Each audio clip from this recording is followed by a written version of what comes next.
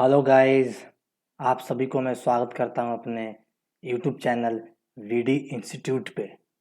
तो जैसा कि मैंने एंजाइमोलॉजी में सीरीज ऑफ लेक्चर में स्टार्ट कर चुका हूं, तो पिछले लेक्चर मैंने एंजाइम्स के क्लासिफिकेशन पे लिया था, तो उसको जा कर के आप मेरे यूट्यूब चैनल से देख सकते हैं। आज ये दूसरा लेक्चर है जिसमें मैंने एंजाइमोलॉजी के बेसिक्स को कवर किया है, उसका पहला पार्ट है। चलिए स्टार्ट करते हैं। तो सबसे पहले देखेंगे कि इस टॉपिक में क्या क्या हम पढ़ने वाले हैं। तो सबसे पहले हम पढ़ेंगे आपका इंट्रोडक्शन, फिर पढ़ेंगे एंजाइम्स का कैरेक्टरिस्टिक्स, फिर कोफैक्टर को देखेंगे, एक्टिव साइट देखेंगे, एक्टिव साइट का फीचर्स को देखेंगे, एलोस्टेटिक साइट क्या उसको समझेंगे, एंजाइम की नीड क्यों थी, और लास्ट में पढ़ेंगे mode of action of enzyme पढ़ेंगे। आशा करता हूँ आप समझ पा रहे हैं कि मैं क्या बताना चाह रहा हूँ। चलिए आगे बढ़ते हैं। तो स्टार्ट करते हैं कि व्हाट इज एंजाइम से स्टार्ट। क्या है एंजाइम? ये एंजाइम क्या है? तो एंजाइम बायोलॉजिकल कैटलिस्ट है। क्या है एंजाइम?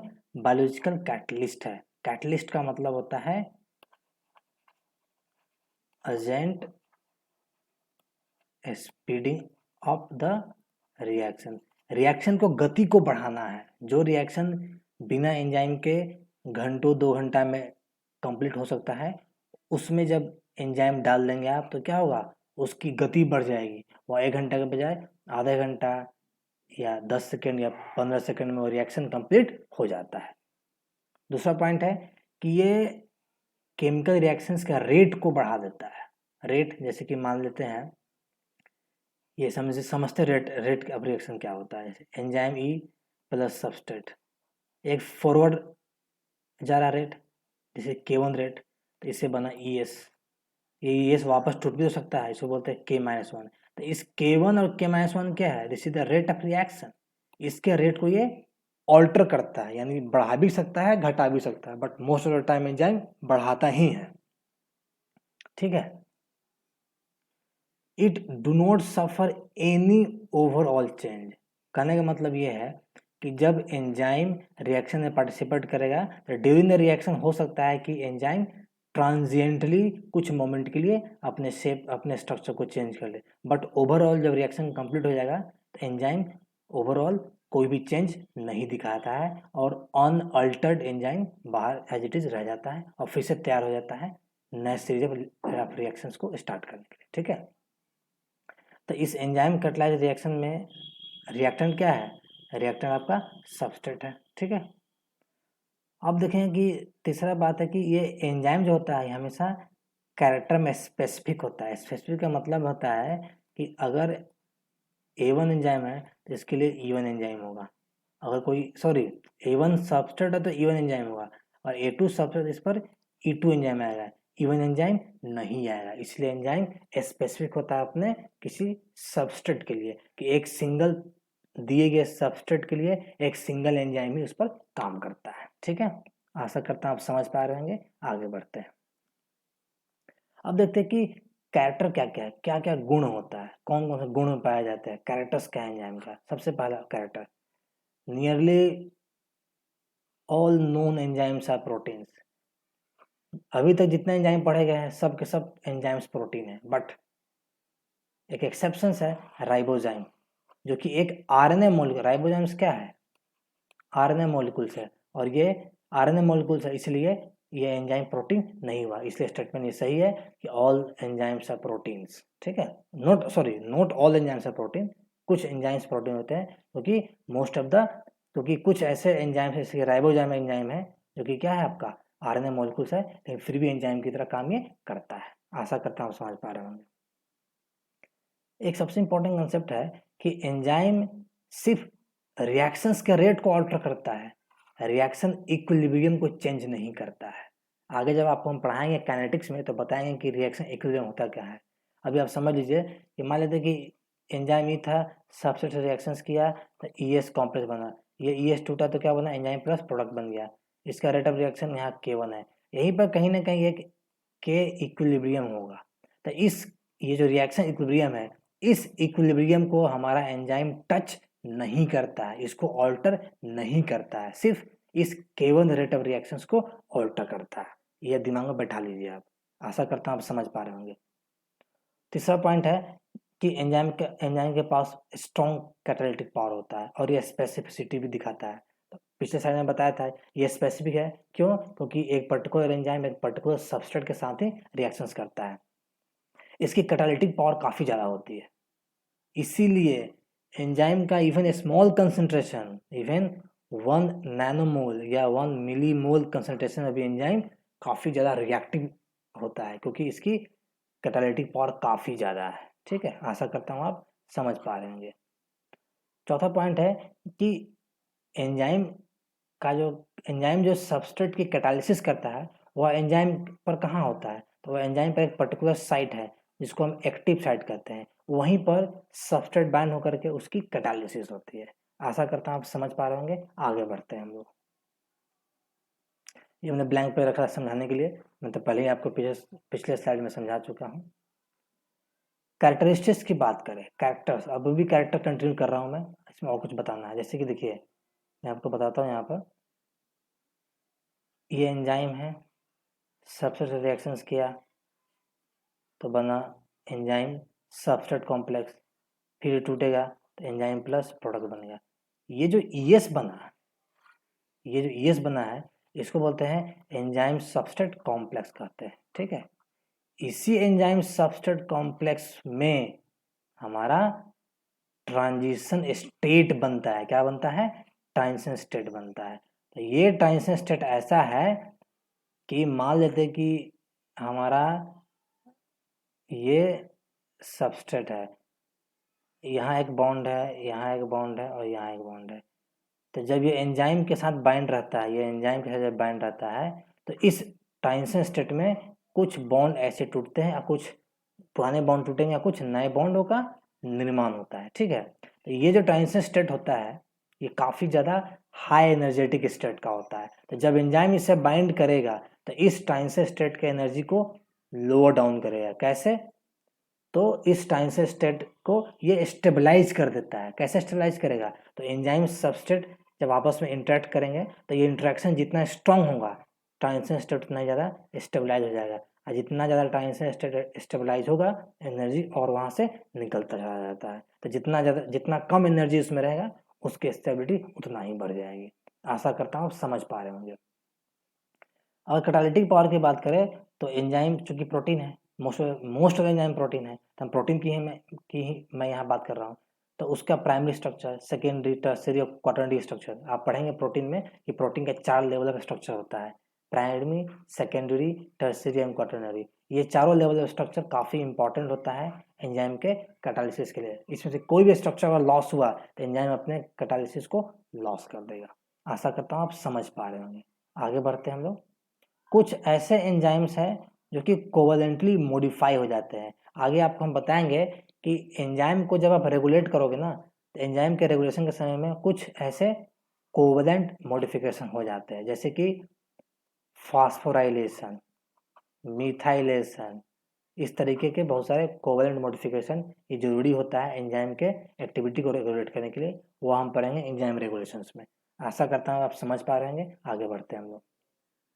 अब देखते हैं कोफैक्टर्स की बात करते हैं। तो कहा जाता है कि मोस्ट ऑफ द एंजाइम्स क्या है, और बात किया जाए तो मोस्ट ऑफ द एंजाइम्स क्या है? प्रोटीन नेचर है। तो जो एंजाइम प्रोटीन इन नेचर होते हैं उसको हम एपो एंजाइम कहते हैं। क्या कहते हैं? एपो एंजाइम कहते हैं। तो ऐसा देखा गया है कि जितने भी एंजाइम है, ऑलमोस्ट एवरी एंजाइम्स को एक कोफैक्टर की जरूरत पड़ती है जो एक नॉन प्रोटीन पार्ट होता है। इसकी जरूरत पड़ती है जो एक नॉन प्रोटीन पार्ट होता है, क्योंकि इसी नॉन प्रोटीन पार्ट यानी कोफैक्टर के प्रेजेंस में आपका एपो एंजाइम एक्टिवेट हो जाता है और अपनी फुल बायोलॉजिकल एक्टिविटी दिखाना शुरू कर देता है। उस समय उस एंजाइम को कहते हैं होलो एंजाइम्स कहते हैं, जो कि एक्टिव एंजाइम होता है। ये होता है apo enzyme, that enzyme itself and cofactor. ठीक है, समझ पा रहे हैं आप? तो यही कोफैक्टर की बात करूँगा। ये कोफैक्टर क्या होता है? नॉन प्रोटीन है, नॉन प्रोटीनेसियस पार्ट है। ये आपको कैटालिटिक एक्टिविटी में असिस्ट करता है। ये कोफैक्टर आपका ऑर्गेनिक मॉलिक्यूल भी हो सकता है या मेटल आयन भी हो सकता है। ठीक है, अगर ये कोफैक्टर जो कि कोएंजाइम्स या मेटल आयंस है, अगर ये टाइटली बाउंड करता है तो इसको हम लोग प्रोस्थेटिक ग्रुप कहते हैं। अगर ये लूजली बाइंड करेगा तो ये सबस्ट्रेट की तरह बिहेव करता है, जब ये लूजली बाइंड करता है तो। ठीक है, तो आशा करता हूँ आप समझ पा रहे होंगे। मैंने एग्जाम्पल भी लिया है, vitamin is behaving as a coenzymes. चलिए हम आगे बढ़ते हैं इसमें। अब बात करते हैं एक्टिव साइट की, बात करते हैं। देखिए एंजाइम में, एंजाइम कैटालिसिस शो करता है, तो एंजाइम में एक साइट होता है एक्टिव साइट। इसी एक्टिव साइट में क्या शो करता है, ये कैटालिसिस शो करता है। इसी के बारे में हम बात करने जा रहे हैं। तो ये एक्टिव साइट क्या है, एक रीजन है, एक रीजन है एंजाइम्स का, पार्ट है, जहां पर सबस्ट्रेट और अगर कोफैक्टर भी है, ये दोनों वहीं पे जाके पार्टिसिपेट करेगा। मतलब ये एंजाइम है, इस तरह दिख रहा है, तो यहाँ पर रीजन है, यहाँ पर सबस्ट्रेट भी बाइंड करेगा, और कोफैक्टर है तो कोफैक्टर भी बाइंड करेगा और रिएक्शन को कैटेलाइज करता है। ठीक है, तो ये एंजाइम एक प्रकार का क्रेविसेस हो सकता है, यानी एक दरार होता है, पॉकेट दरार हो सकता है, या पॉकेट होगा इस एंजाइम। मान लिया एंजाइम है, देख रहे ये पॉकेट बना, ये पॉकेट जो क्लेफ्ट होता है इसको पॉकेट कहते हैं। इसी में सबस्ट्रेट बाइंड कर सकता है या कोफैक्टर बाइंड कर सकता है, इसी पॉकेट को हम एक्टिव साइट कहते हैं। ठीक है, इस एक्टिव साइट में कुछ इंपॉर्टेंट रेजिड्यू होते हैं जो डायरेक्टली पार्टिसिपेट करते हैं कैटालिसिस में। किस प्रकार के कैटालिसिस में, तो बॉन्ड बनाना और बॉन्ड तोड़ने में पार्टिसिपेट करता है ये एक्टिव रेजिड्यू। इसी एक्टिव रेजिड्यू को कहते हैं हम लोग कैटालिटिक ग्रुप। यही कैटालिटिक ग्रुप इस एक्टिव साइट में पाया जाता है, यही कैटालिटिक ग्रुप। तभी आपका एंजाइम कैटालिसिस में पार्टिसिपेट करता है with the help of catalytic groups.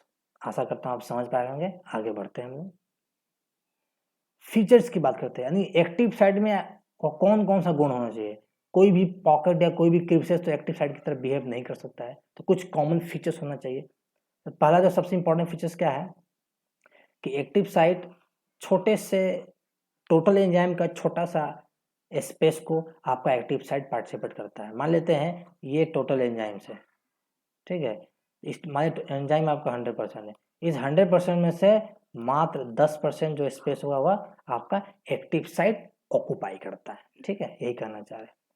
और ये जो सबस्ट्रेट है जो कि आपके एंजाइम से बाइंड करता है, कैसे बाइंड करेगा, तो उसके बीच में मल्टीपल वीक इंट्रैक्शंस होता है, जिसको हम लोग नॉन कोवैलेंट इंट्रैक्शंस भी कहते हैं। जैसे कि हाइड्रोजन बॉन्ड हो गया, हाइड्रोफोबिक इंट्रैक्शंस हो गया, van der Waals force interactions हो गया। ये सब मल्टीपल वीक इंट्रैक्शंस है जो एंजाइम और सबस्ट्रेट को होल्ड करके रखता है, बाइंड करके रखता है। आशा करता हूँ आप समझ पा रहे होंगे।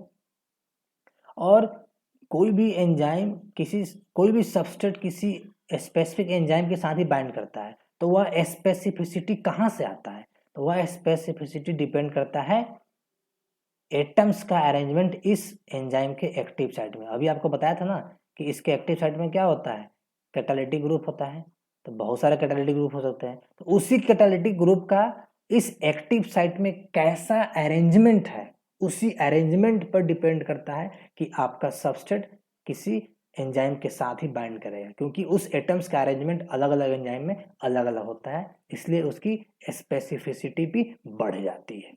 आशा करता हूं आप समझ पा रहे होंगे। आगे बढ़ते हैं हम लोग। अब एक दूसरा साइट है एलोस्टेरिक साइट।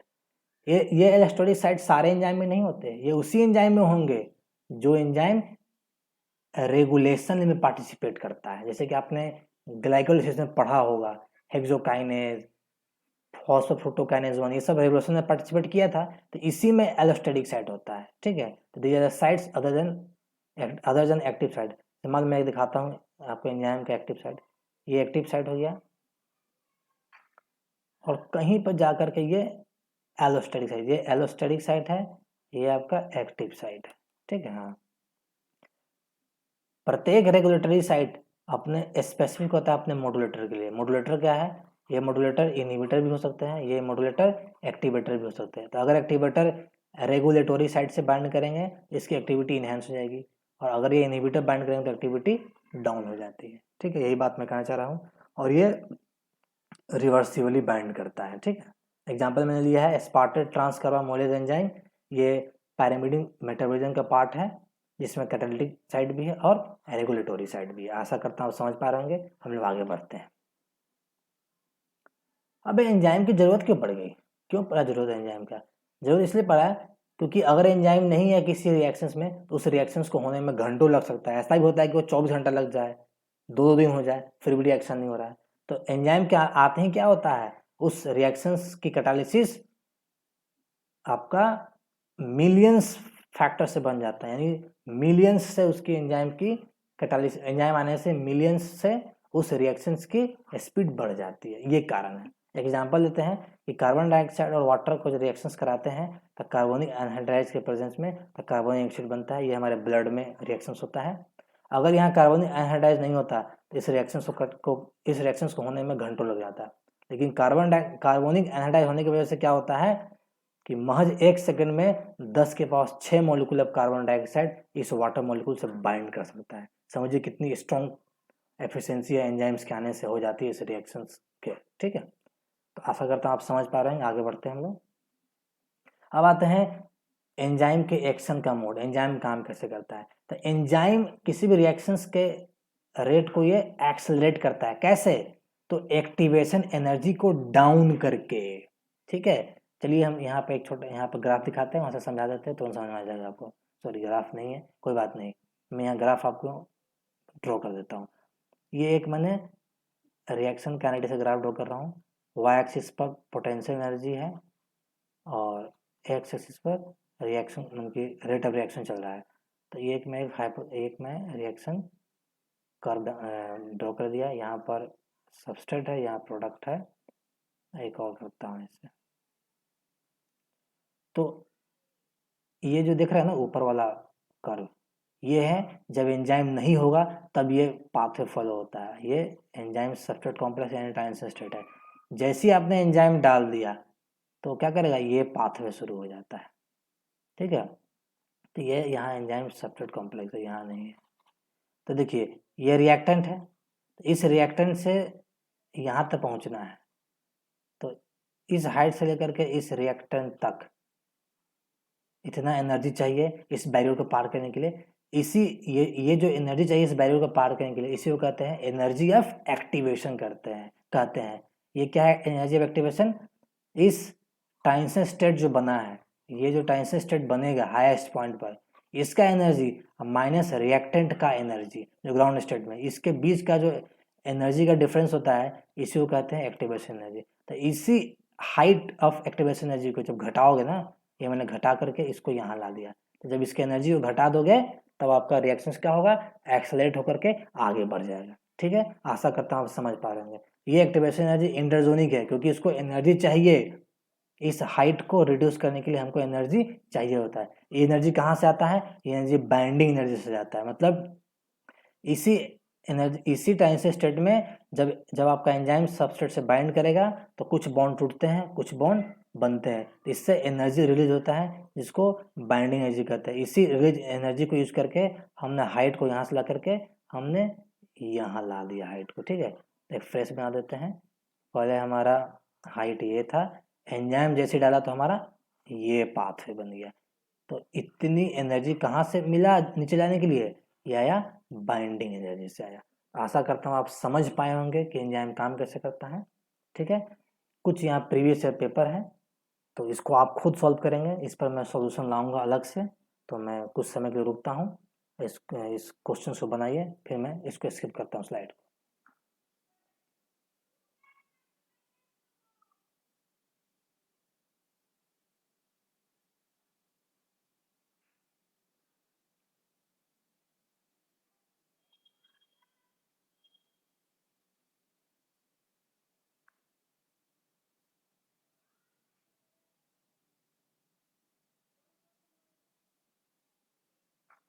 थैंक यू मेरे लेक्चर्स को सुनने के लिए। इस क्वेश्चन को बनाइएगा, अगला जो वीडियो लाऊंगा इसी के सॉल्यूशन पर लाऊंगा, तो आपको समझ में आया कि कितना क्वेश्चन आपका गलत हुआ कितना सही हुआ। तो इस पर बनाइएगा। थैंक यू, फिर मिलते हैं अगले लेक्चर में। Thank you so much.